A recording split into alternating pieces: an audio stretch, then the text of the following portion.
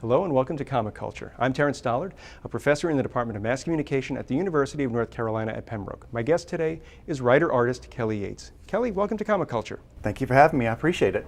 Now, Kelly, you are the creator of Amber Atoms, which is a series that came out with Image Comics, but then you recently did a Kickstarter to collect it as one big volume. So what's it like sort of pitching an idea to Image and then, going out on your own to get, a crowdfunding project to put it together in a library type of volume? Well, it's a daunting yet exciting process, let's honestly, but I'm going to give you a little bit of my secret origin here with all Sure. this. This comic show has to be an origin story. So I would say that I was trying to break into comics in the late 90s, and I was getting a couple little projects here and there. I started getting into about 2005, 2006, and I just wasn't getting any work from like Marvel and DC. So I was like, well, maybe I can kind of do my own create-own project to get a little, attention for myself or my creativity. So I'll write and draw my own series. How hard can it be? Right. Well, I now have much respect for writers. So I mean, it's an interesting process. I've never written anything before. I always kind of labeled myself as an illustrator. So I had to branch out to that piece of it. So I developed the concept. Trying to figure out how I was going to, because it's a little bit of a fusion of Flash Gordon, Star Wars, and then just pure Kelly Yates fun creativeness. Put the pitch together, put it to Image Comics, and they approved it, which was, for somebody really kind of relatively unknown, was a pretty big accomplishment, I have to say. So I was very excited, got the series put together, and around 2008, we're going to solicit through Previews, which is the industry, magazine. And Image was very excited about it because they were hoping it's going to sell about 18,000 copies, which was great for an independent person through Image at that time. It could not have actually come out a worse time because for those who remember the Great Recession, books like Spider-Man that were selling millions of copies, they had dropped only down to 250,000. So it could not have come out at a worse time. But that's kind of the process. But I did get 4 issues out. And it was well received. People read it, they really enjoyed it. And I always wanted to circle back to do a trade paperback, a collected edition of it. And that's what I just did this past year. I explored Kickstarter, crowdfunding, just trying to figure out how I could do that. And I got enough education about it where I was like, oh, I feel like I can do this now. So I collected all 4 issues and I illustrated and wrote and illustrated a new 7-page story, and then had some industry friends contribute some pinups. Put on Kickstarter, got funded in about 3 days, which I thought was pretty good. And got funded after 30 days, or fully funded after 30 days, and here we are. Now, you mentioned that it's sort of a look at like the classic sci-fi of Flash Gordon, and then the more modern sci-fi of the Star Wars universe. So, and it's also a lot of fun. And so as somebody who is inspired by these other influences, how do you sort of take that idea and kind of craft it into something that has something unique to say and isn't sort of going over new ground? Because that's what you're able to do.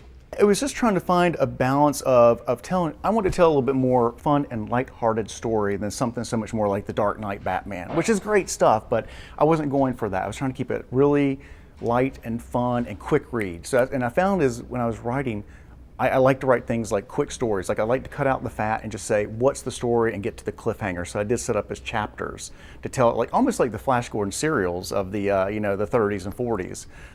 So it kind of harkened back a little bit to that, which is still what kind of Star Wars is even based off of slightly too. So, so yeah, just trying to find that balance of, okay, we're all influenced by certain things and what elements, without being, oh, this is absolutely a Flash Gordon, or this is just Luke Skywalker with something else. It's like you have to add your own flavor, and finding that balance is you just discover it when you're in there writing. You might start off like it's going to look like this, and it shifts as you need it to. When you find your North Star as a writer, then you can really push it in different directions, but still kind of like find the flavor of what you like along the way. And I know for a lot of comic artists, they get a script from a writer and they sort of have to stick to it. There might be something that they can call up or send an email and say, hey, what if we try this? But for the most part, it's a writer's medium at this point where somebody might have a 10-issue arc figured out, and the artist has to sort of stick to that. So as you are, Kelly Yates, the illustrator, taking a look at what Kelly Yates, the writer, has put together,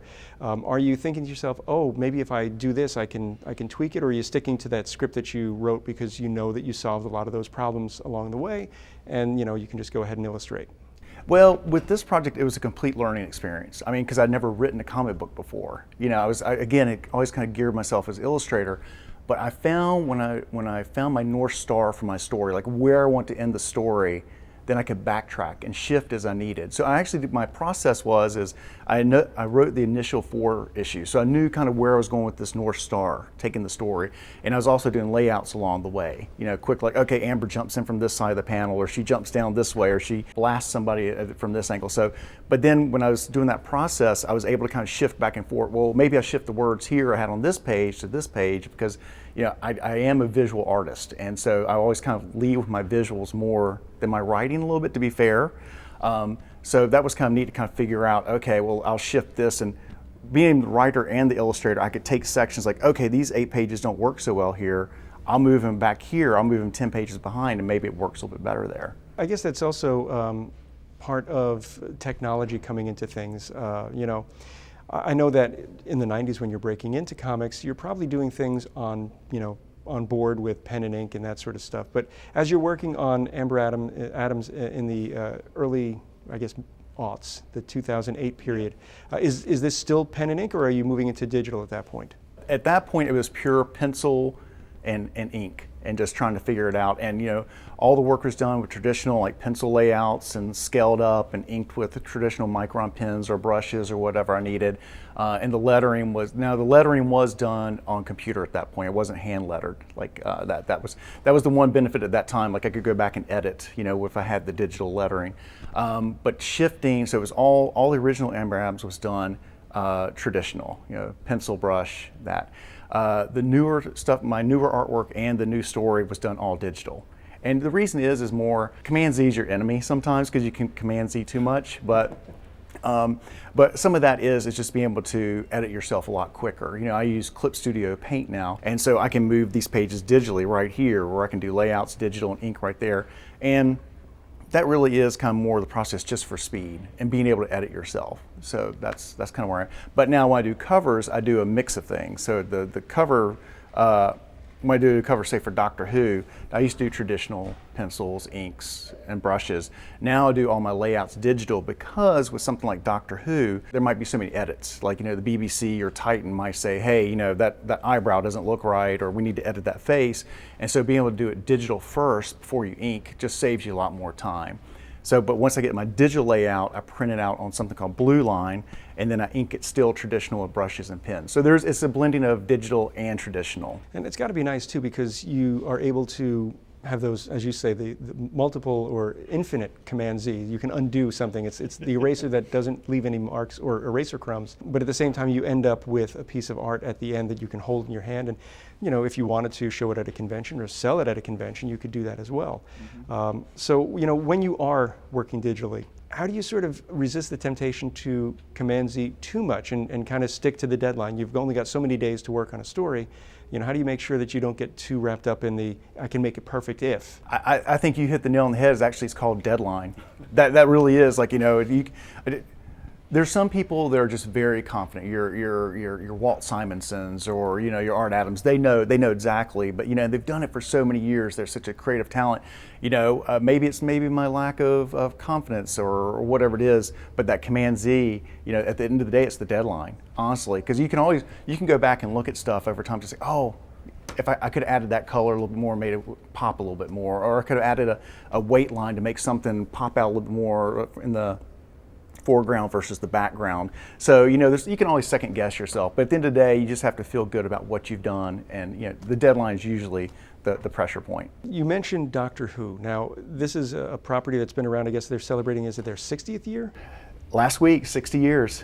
So how do you get involved with, you know, working on Doctor Who comics? I think it's pretty cool they let this guy from North Carolina play in their British sandbox first thing, so I feel very blessed to be a part of it. I started watching, I discovered Doctor Who on the PBS station out in Chapel Hill, actually, in the late 70s, early 80s.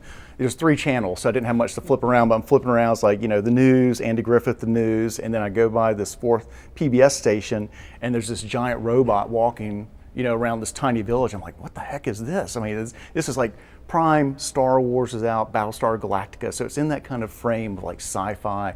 As it immediately grabbed my attention, I was like, what is this? And there was no internet, there was no magazine, so I really had to kind of figure out what it was over the years. But I'm a longtime Whovian, And so I kind of like to say that comic books and Doctor Who, for me, kind of came together, because Doctor Who, you had this great run up to like '87. It went off the air. It had a time to rest, as they say, and they brought it back out in 2005. Well, which was about the same time I was working on Amber Adams, and IDW had acquired the rights, the U.S. rights, to publish the comic books of Doctor Who.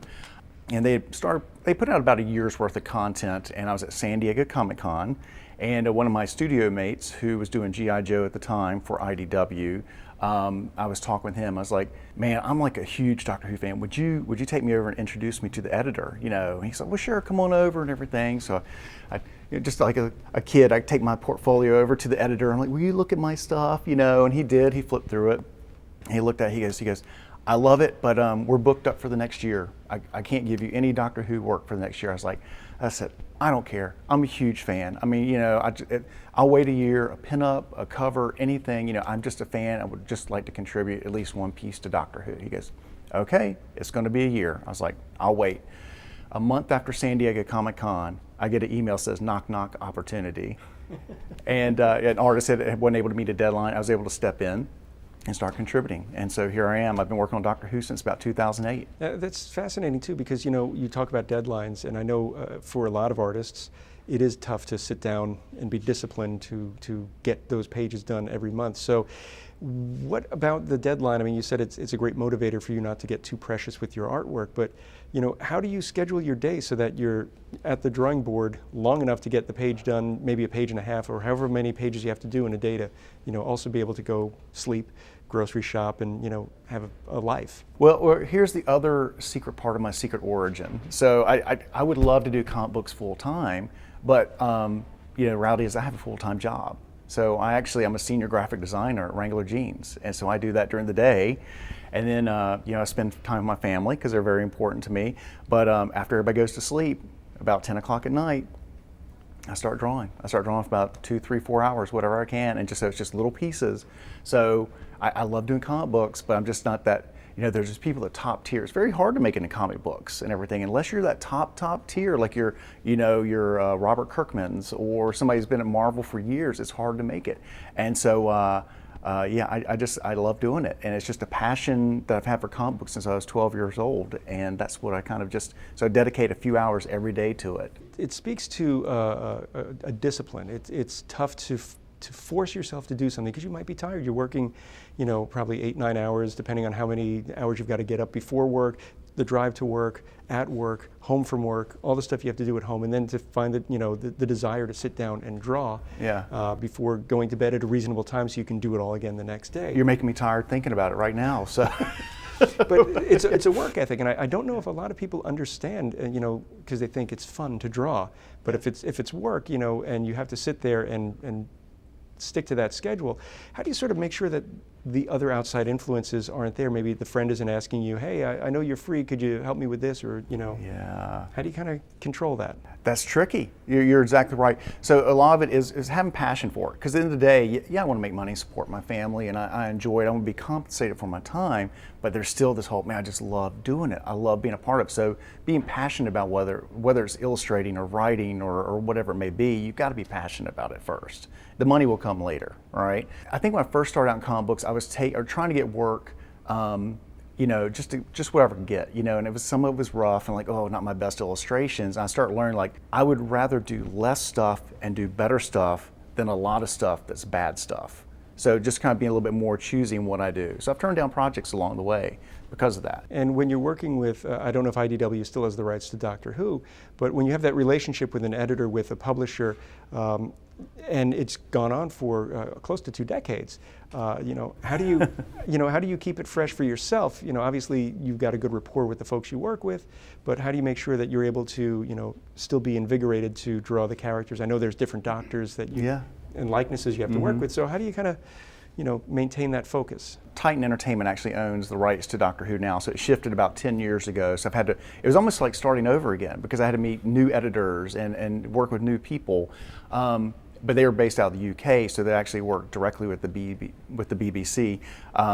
So it's just trying to maintain those relationships. But to your point, that there's so many different doctors, it's almost like drawing a different character every time. You know, like we'll draw the fourth Doctor. It's like, okay, well, that's like drawing Batman. But then draw, you know, we need the 10th Doctor. It's like, okay, well, that's Superman. You know, not the direct correlation, but it's like drawing different characters essentially. And I've been involved in other projects along the way. It hadn't been just comic books. So because of the connections I've had through Titan and the BBC, you know, I've illustrated shirt designs for now a decade, which have led to toy designs, which have led to doing DVD covers for the Doctor Who releases. So a little bit of everything. So it's kind of new and fresh and changing, like toy designs, everything in between. So now you mentioned toy designs. You actually did bring a toy with you. If you wanted to share that with us. Sure. Yeah. Absolutely. Absolutely. So this is the brand new 14th Doctor that I designed. It just premiered actually this past week on Disney Plus.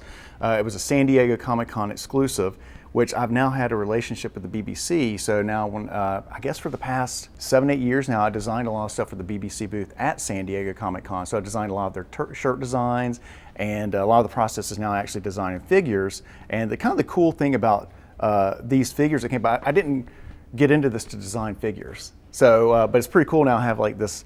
So what happened is I got an email from the guys at Titan. They called me actually one night about 8 o'clock, and they go, "Mate," I'm like, something's going on. They go, "We have a meeting at Hot Topic tomorrow morning at 10 o'clock, and we want to pitch this like cute Kwai Doctor to them, like a shirt series and everything. So can you do something like in a couple hours for our meeting?" I was like, "Yeah." So they went into the meeting. Hot Topic loved it. We made a shirt out of it. It sold out completely, like boom, like that.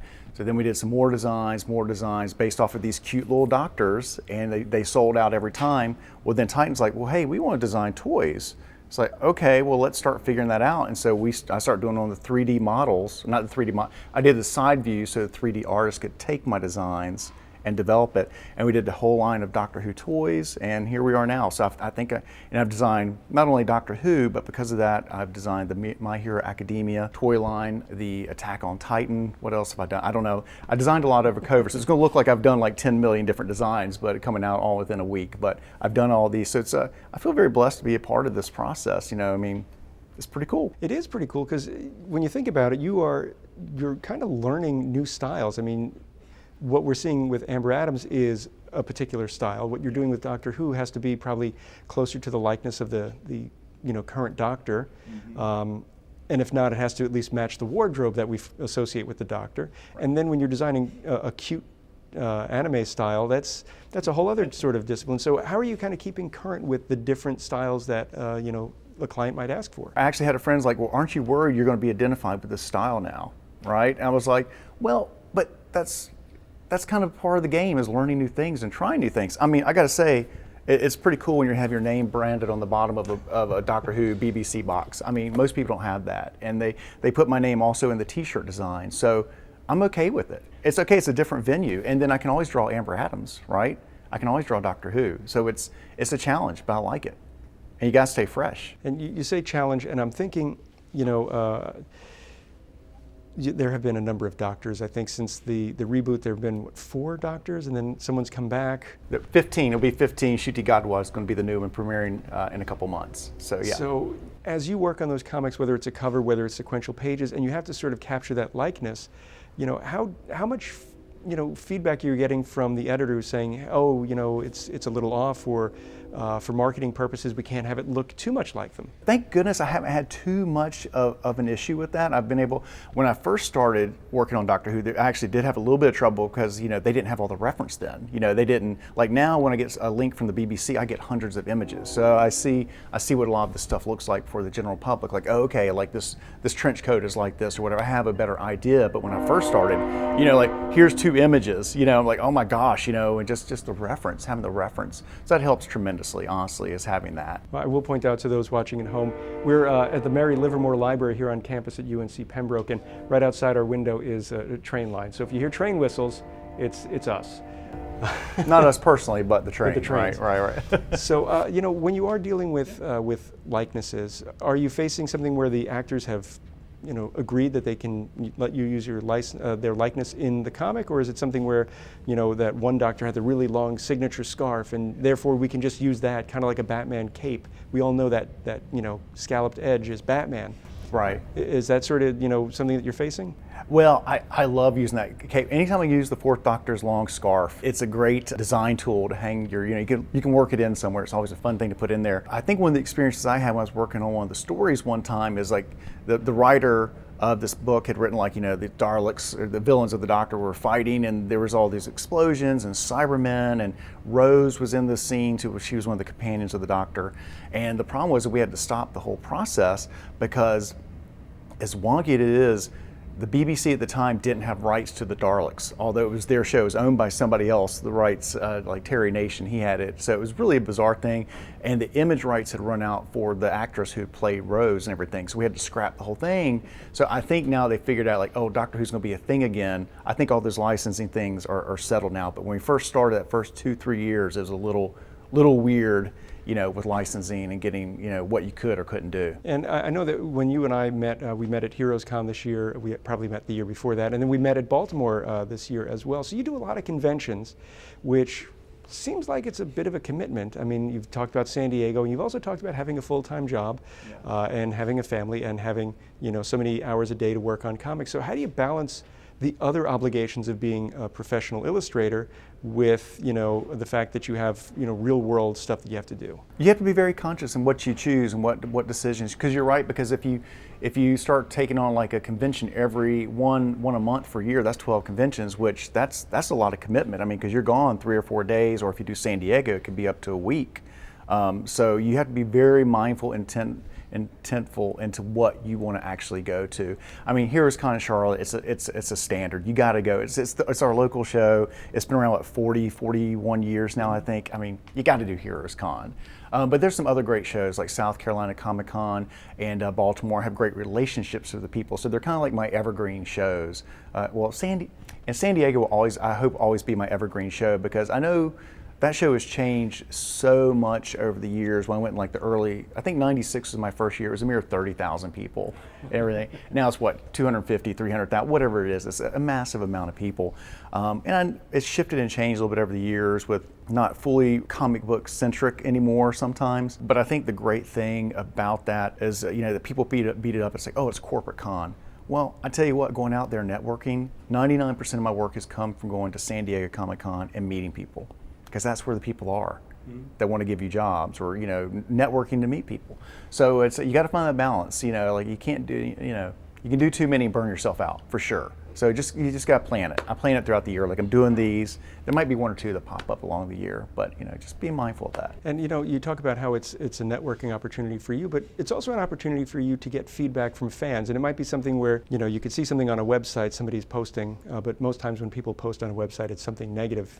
We very rarely get compliments. But if you go to a convention, you've got people who come up and tell you how much they like your work. So how when you're dealing with fans in a convention scene, how rewarding is it for you to get that feedback, because it is a fairly solitary work environment? Well, you're right. You got to be careful about reading reviews about your work online. That can always be tricky for sure.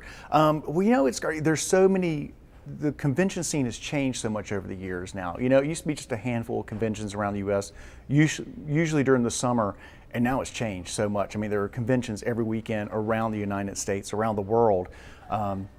There's that, and being in front of people. There are so many people that have never even been to a comic book convention before. They're brand new, and they don't know what you do at a convention. So you can meet the creators, the people that work on Spider-Man, or the people that work on Amber Adams, like them even understanding the process. So there's so many new people, which is great for the industry. New people coming in and experiencing it. And I gotta say, when I do conventions, I'm selling stuff, but if somebody buys a Doctor Who print from me, and I see them smile or laugh about something that I've illustrated, if I've given them 5 seconds of something to giggle at or enjoy themselves about, I've done my job as an illustrator. At the end of the day, they're engaging. But I will say that when somebody brings up like the original Amber Adams that I did back in Image Comics, those 4 issues, and they bring out, I love this series so much, and they want me to sign them. I love working on Doctor Who. I hope I get to work on Star Wars. There's so many things I want to do and I love to do, but when somebody comes up and puts something for you that you created in your mind, you wrote and illustrated, and for you to sign and they appreciate it, that's the moment. That's the one. So, and that's probably the most rewarding any of us could hope for, is to have somebody come up and appreciate something that we've done. Not that I did this, but you did this, Amber Adams. So Is there a plan for you to come back and maybe do another 4 issues, or maybe some more collected short chapters? Well, I've written a lot of a second book for Amber Adams, so it just, again, it gets down to dedicating the time to it so I can proceed with it. But I'm actually trying to finish up another creator-owned book right now called Monster. It's my second one, so it's Monsther, Monster. And it's about a girl who lives in a halfway house for monsters. So I'm about 2/3 of the way through with that. So I'm hoping I can get it done by next year. So if I can keep my pace going, and I probably will do that and do it through Kickstarter as another crowdfunding campaign. And I see we probably have about a minute or so in our conversation left. If the folks at home wanted to find out more about you, where can they find you on the web? KellyYatesArt.com. I'm on social media, Facebook, Instagram, and Twitter at KellyYates_art. Well, thank you so much, Kelly. Thank you everyone at home for watching Comic Culture. We will see you again soon.